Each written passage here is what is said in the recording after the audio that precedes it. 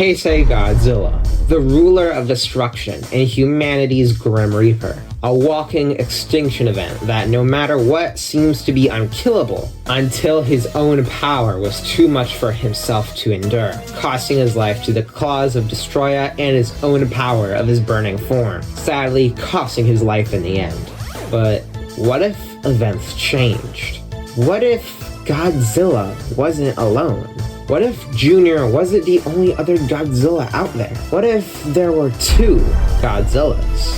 I am Azeras. I am the Watcher. Embark with me on this journey as we explore the question, what if? And pause real quick, I'm breaking character right now, but whatever. Yes, hello, I am a human being now.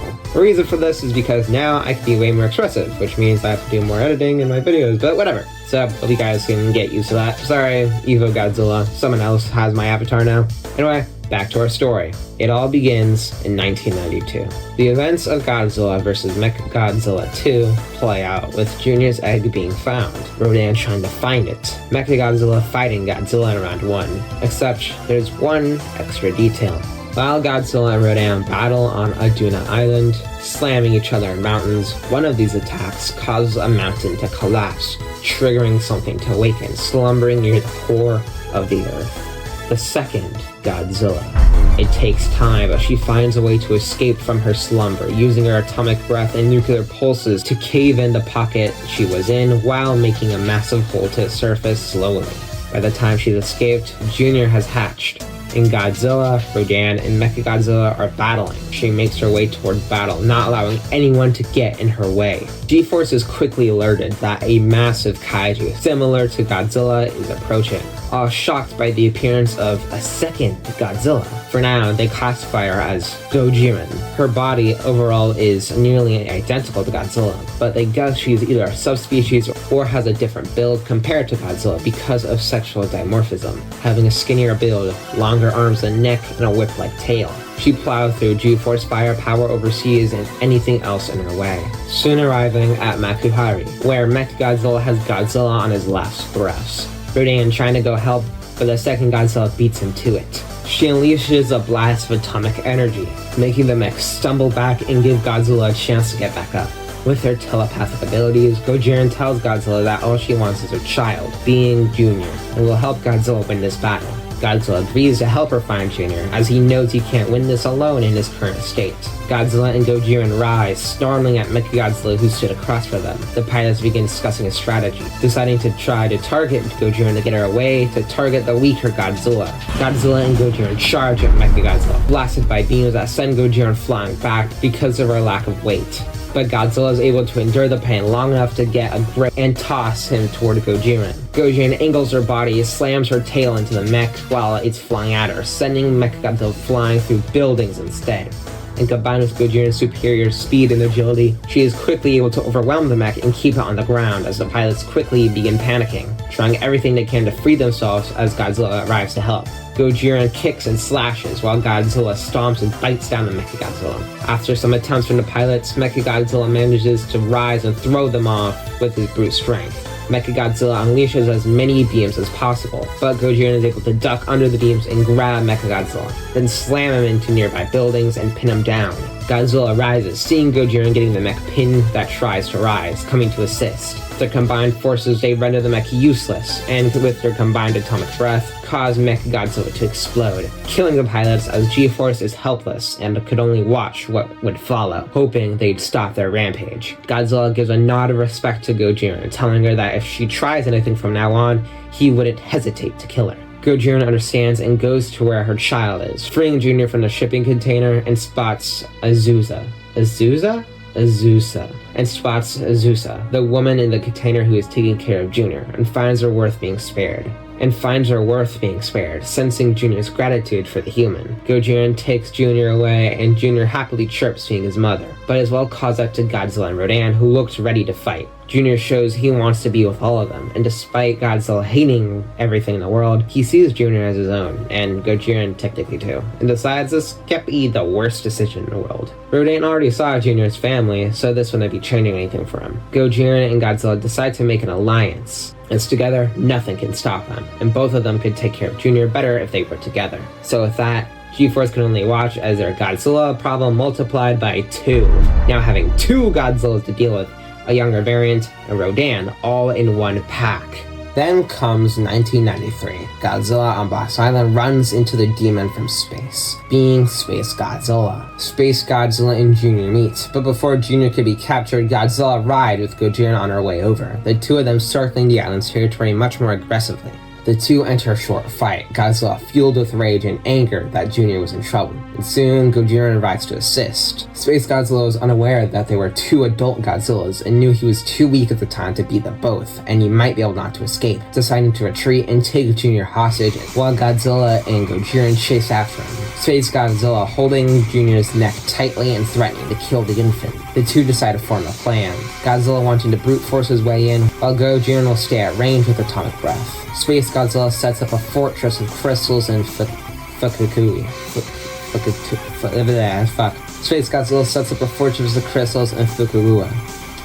Oh my god, I can't pronounce this word. It's taking me like 50 tries, I give up. Where he makes an energy source and slams Junior into the same tower, stabbing several crystals into him to keep him still. If they destroy the tower, then they kill Junior. Soon after, Megura arrives to fight Space Godzilla, attempting to destroy the crystals to not give Space Godzilla more power, while Godzilla and Gojira arrive to join the fight. They follow the plan and hope Megura doesn't get in the way. And now Space Godzilla has to manage fighting not 2, but 3 opponents all at once, all having different fighting methods. Godzilla wants to get up close, Megura follows a hit-and-run strategy, and Gojira will stay at range with atomic breath. It doesn't take long as Space Godzilla is getting overwhelmed, so he tries something new to even the fight, as he can't hope to win this. It drains him of energy, but it works, as he uses the crystals to make life from it. A cry stalk. It charges at Gojira, jumping up and cutting into her skin as she barely holds her ground against it. Now giving Space Godzilla more time to deal with the other 2. He quickly renders Megura helpless and summons another Crystalk to deal with Godzilla. Gojira manages to kill her Crystalk and helps Godzilla, and Godzilla notices that whenever Space Godzilla makes a Crystalk, it makes him vulnerable and drains him of power for a short amount of time. He tells Gojira that they need to destroy the tower, but they first need to free Junior, and he would stall Space Godzilla. The two charging in, a Space Godzilla summons 2 Crystalks. Gojira obliterates one with her atomic breath and quickly arrives to help Junior, while Space Godzilla throws around Godzilla to stall for time. Gojira is able to free Junior without hurting him too much, quickly getting out of the way before she shoots down the tower, causing Space Godzilla to roar in pain as Godzilla kills the other Crystalk attacking. The 2 monsters begin attacking Space Godzilla up close now, but suddenly Space Godzilla uses his remaining power to summon Junior, who is trying to get away, putting his claws to his neck. Godzilla and Gojira froze up, knowing that Space Godzilla would kill Junior if they got closer. Space Godzilla began moving backwards to escape, hoping Junior would be enough leverage, only for Rodan to come in clutch, flying in from behind and grab Junior out of the way, giving Gojira and Godzilla the chance to unleash their atomic breaths directly at his crystals on his shoulders, shattering them, weakening him extremely. Godzilla blasts Space Godzilla to the ground with an atomic breath, while Gojira holds his head up, breaking his bottom jaw and unleashing an atomic blast down his throat, causing Space Godzilla to explode. Godzilla and Gojira rise, roaring in victory as they go back to Boss Island with Junior, who is sort of traumatized, but he knew that if he didn't want to be put in that situation like that again, then he would need to become stronger, and he would need to defend himself. Rodan carried Junior back to Boss Island as Godzilla and Gojira swam over. When everyone got back, Junior chirps to his mother, wanting to be able to fight like her and Godzilla, wanting to be taught how to fight. Knowing that it would be safer for him, she agreed, and over the next year taught Junior how to use his claws and atomic breath, using Rodan as an example who barely survived the training. But anyway, before I'll go back to resting, and G-Force breathes a sigh of relief that the day is once again saved. But we were far from over. Someone new rose from hell itself. The Destroyer has arrived. Following the events of Godzilla vs. Destroyer 1996, G-Force finds Boss Island destroyed, and soon find Godzilla and Gojira, who are burning orange and crimson with burning radiation and atomic energy flowing uncontrollably throughout their body, while Junior is attempting to return to the place of his birth. G-Force scientists quickly put together that Godzilla and Gojira had absorbed the energy from the volcano that erupted on Boss Island, and now, because their uncontrollable energy combined with their atomic energy, will cause them both to explode, destroying the universe and anything else that survives, wiping out this timeline pretty much. Meanwhile, this is all happening, Destroya has been born and is causing havoc, growing in strength. Godzilla and Gojira are shown following Junior's path toward his targeted location, Junior clashing against a smaller form of Destroya that absorbs some of his DNA to now gather enough strength to evolve into something more powerful. Junior and his parents reunite, and soon a menacing stare finds them through the smoke. Raising his wings high, who was stalking Junior here was Destroya, now in a perfect form, letting out a massive demonic roar that shook the very core of the earth. Junior got behind his mother, and Gojira was enraged by the mere sight of this red demon, who had scared her son. She and Godzilla stood across from Destroya, G-Force getting ready to use their last resort to stop them all. Destroya roared at them and flew in, Godzilla and Gojira running forward. Gojira is the first to intercept with their superior running speed, clawing into Destroya's body as he quickly uses his variable slicer, cutting right through her scales and roaring in pain. But Godzilla had caught up, using his spiral heat ray to send Destroya back, with his body melting, but quickly regenerated the damage. Gojira shrugged off her wounds and leaped forward, pinning Destroya down and tried to shoot her beam down his throat like what she did to Space Godzilla, but it didn't work. Destroya barely punching her off in time as her beam is flying through the air, hitting the moon and pulling a hole right through it. Destroya regenerates the damage from Gojira's claws before Godzilla ran forward and slashed Destroya's face, ripping half of it off. Gojira whips him with her tail. Godzilla punches him to the ground, their spiral heat rays flying everywhere, melting Destroya's armor and body more and more as their beams grow in strength with every blast. He wasn't going to win. He tries to retreat into smaller forms, scattering onto the ground or to fly away, but they begin getting killed one by one, only for a single part of Destroya, the main body, escapes into the water. As Godzilla and Gojira are about to enter meltdown, the two look to each other with sorrow, knowing that Junior would be alone. Well, except for Rodan, but he's Rodan. We can't trust him. He's probably grabbing weed right now. Gojira tries to make it to Junior, but her arms start melting off as Junior's forced to watch. G-Force, even feeling sympathy for them, is left with no choice. They activate their weapons to begin freezing them as they begin to melt, roaring in agony as they fell, turning into mush. Junior in the distance watching in horror and pain. Junior relived all of the memories he had when he first hatched, when he first met Gojira, having a family, hunting with them, getting captured and freed, training with his guardians, the island exploding, fighting Destroya, and now was forced to watch the skeletons of his parents melt away. When the dust cleared, Junior roars in pain as the energy begins to go into the air, but as well gets absorbed by Junior, making his body shift, his scales change, and by the time G-Force sees him again, Junior stands taller, larger, stronger, and angrier, wanting nothing but revenge for the loss of his guardians. Junior now stands at 120 meters, having a length of 200 meters, and weighed 80,000 metric tons, his dorsal plate is massive and having a bloodthirsty gaze. Junior roars into the sky to summon the remaining kaiju alive, Rodan taking flight from the volcano he was resting in, and Mothra hearing his call flying from the cosmos. The two bow before Junior. Junior swore revenge on Destroya, having seen the last bit of them escape into the ocean, releasing a roar that echoed through the universe itself to release his pain, making something else hear his challenge. Junior begins hunting Destroya every day, causing G-Force to quickly learn of Destroya's survival and helps in the chase, but the creature only gets stronger by the day. Soon, about a few weeks into the hunt, Rodan encounters Destroya, finding it in a state similar to its perfect form, but not fully developed. Thinking he had a chance, Rodan begins attacking to stall for Junior, who is on his way. G-Force quickly making their way with every weapon they have. But sadly, Rodan isn't strong enough, having been weakened when Boss Island was exploded and hadn't had enough time to recover. It ends up falling to destroy his power. His fire power is getting absorbed by Destroya, making him stronger and triggering his evolution to speed up. Junior arrives, unleashing a blast of atomic breath. Destroya taking a critical hit and runs into the ocean, then takes off into the sky, barely escaping Junior's wrath, who got on land and held Rodan's body for examination, hoping, praying to everything that was holy that he was still alive. But sadly, the eyes went white, the color of fire dying as his body went cold. feeling like frozen waters. He swears vengeance for Rodan and tells Mothra to return to the stars as to not get herself killed as well, ordering her to not let Destroya escape this world, as he can't take losing someone else too. But Mothra reassures that she wants to avenge Godzilla, Gojiran, and Rodan no matter what, and refuses to allow Junior and humanity to die too. Junior accepts her aid, and the two go to rest to recover their strength, while Destroya evolves into something beyond his perfect form, bigger, stronger, faster, and more powerful. Destroya Prime.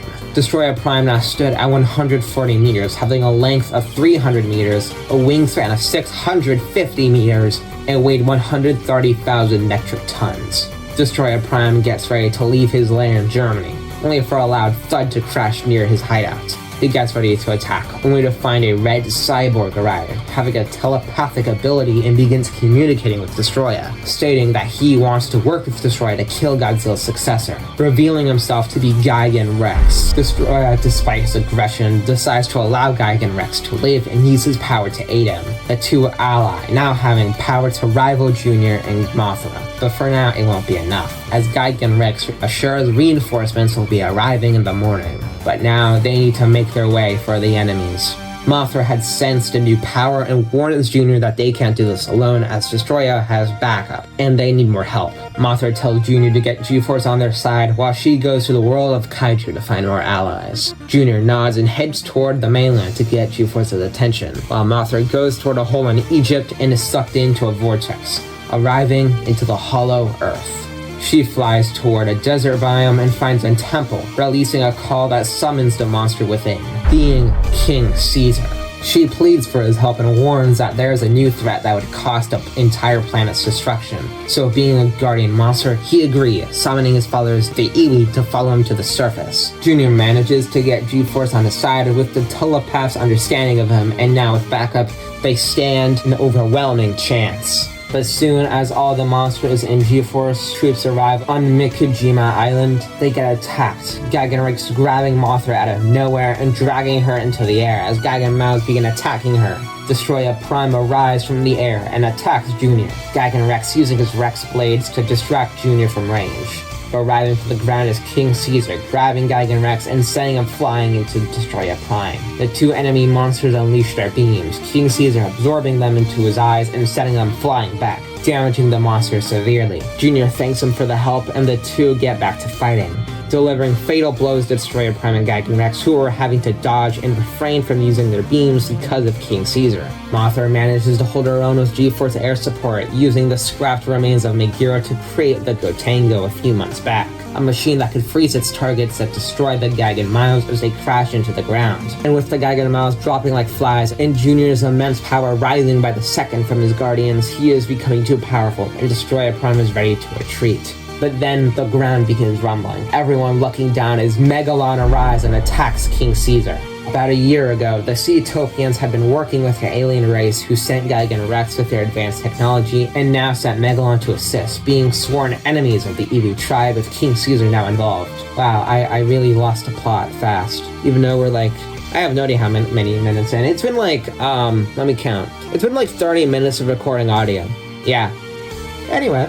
Megalon and King Caesar brawl, and the last of the Gigan Mouths are killed, giving Mothra and Gotengo the opportunity to fight Gigan Rex and Destroya Prime with Junior. The fights are close, having explosions and casualties from G-Force military. G-Force fears they may lose at this rate, but then Mothra is set ablaze by Destroy's fire powers when he absorbed Rodan. Junior screams in rage and tries to go help, but Gigan Rex pins him down to the ground to watch, Junior telling Mothra to live, to fight, to not die too. But with her life only having seconds remaining, Mothra apologizes to him and wishes him luck, and rams right into Gigan Rex, freeing Junior and exploding themselves in the process. Junior roars in agony as he's lost Godzilla, Gojiran, Rodan, and now Mothra. He can't lose this. He can't. For his family. Destroya Prime laughs, and King Caesar and Megalon's battle keeps going back and forth, and the Gotenga goes in to assist, but it's too slow as Destroya Prime walks over and is about to crush Junior's head, but his foot then begins melting as it makes contact. Destroya Prime roars in pain and stumbles back, regenerating the down. He looks up to see Junior stand, his body flowing with a red hue. He's done holding back. G-Force scanners find him burning more than Gojira and Godzilla combined. He absorbed Mothra's life force in her death, and now lets him control the burning form beyond whatever they could imagine. And now, had no threat of exploding.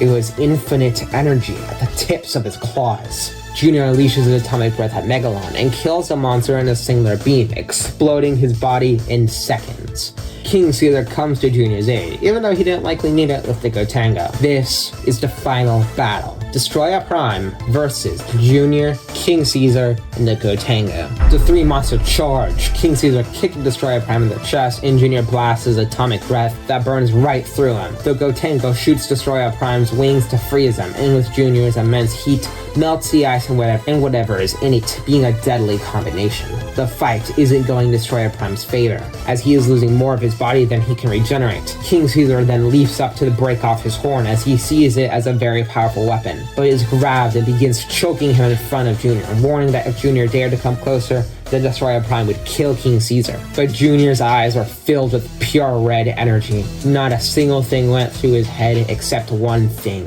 revenge. Junior shoots Destroyer Prime's head, exploding the horn, and throws King Caesar up to the side as Destroyer Prime screams in agony, his body beginning to melt. He quickly tries to fly away, but the Gotengo crashes into Destroyer Prime and sends him flying down into the ground before Junior. Junior stands atop of him, roaring in rage for all the pain, for everything that he's lost to this demon. Destroyer Prime only laughs, roaring back as Junior's dorsal blades begin crackling with blue, red, and white electricity, releasing a pulse, sending everything flying and turning everything white. Junior rises from the rubble, the energy from his body stabilizing, seeing his parents' shadows before they fade away to destroy his burning and smoky corpse. Trying to regenerate, Junior stands on his chest, crushing it with ease, and unleashes one last blue pulse of energy. Destroyer Prime screams, but becomes atomized. After the smoke cleared, he turned to see King Caesar's charred body. Because of his pulse, he destroyed nearly everything on the island, including his ally. Junior lets out a deep breath, panting in exhaustion, having won the greatest battle this universe will ever know. He looks up to the sky through the smoke, bits of Mothra's energy going into the stars. Maybe one day, she would come back. Junior walks toward a volcano, Mount Fuji, where he takes one last look at the world before he attempts to walk in, as he is done with his life. His revenge is satisfied. He has nothing more to fight for. But right before he could, suddenly the volcano exploded, sending Junior flying away as he looked up to see the nine-headed beast, Yamata no Orochi, challenging Junior with rage and destruction in his eyes. He couldn't even rest without a threat coming for him. Perhaps this was Junior's curse.